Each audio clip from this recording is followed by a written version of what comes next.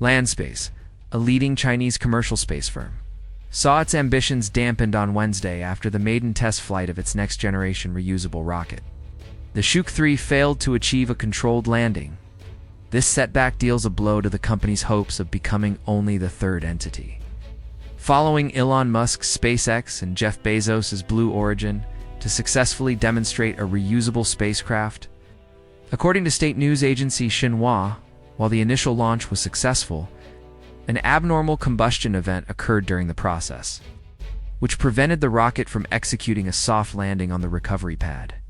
The specific cause of the recovery test failure is currently under further analysis and investigation, with LandSpace confirming they will utilize the collected flight data to optimize their future rocket recovery procedures. The failure of the Zhuque-3's landing attempt underscores the profound difficulty of developing a rocket capable of being recovered and reused after reaching orbit. For Beijing, bringing its first domestically developed reusable orbital rocket successfully to market is crucial. If achieved, it would significantly accelerate China's growth in space by allowing for a much quicker cadence of missions and burrito, drastically lowering launch costs a necessity. As the country pushes to deploy massive satellite constellations intended to rival SpaceX's Starlink, LandSpace remains focused on this goal, stating that the Zhuque-3 will progress from recovery demonstrations to routine reuse and toward airline-style operational cadence, which is essential for China's broader space power objectives. LandSpace is currently attempting to close a significant gap with industry pioneer SpaceX, which revolutionized commercial spaceflight a decade ago with the reusable core stage of its Falcon 9 rocket. SpaceX's successful reusability model, which began with its first successful booster landing in 2015 after 2 failed attempts, disrupted the global launch industry, allowing the company to rapidly deploy its Starlink satellites and become the world's largest satellite operator. Notably, Elon Musk himself praised the Zhuque-3's design in October, suggesting the Chinese rocket could potentially even outperform the Falcon 9.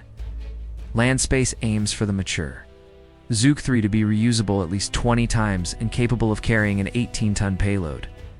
Despite Wednesday's failure, the maiden flight puts LandSpace ahead of domestic Chinese competitors like iSpace, Galactic Energy, and Deep Blue Aerospace, and marks the closest a Chinese firm has come to fielding a Falcon 9 class reusable vehicle.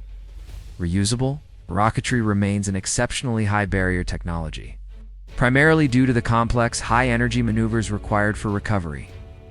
After the booster separates, it must perform a crucial series of steps, turning around in space, firing engines to slow down, surviving a supersonic fall through the hot atmosphere, and finally, executing a precision engine restart just seconds before touching down.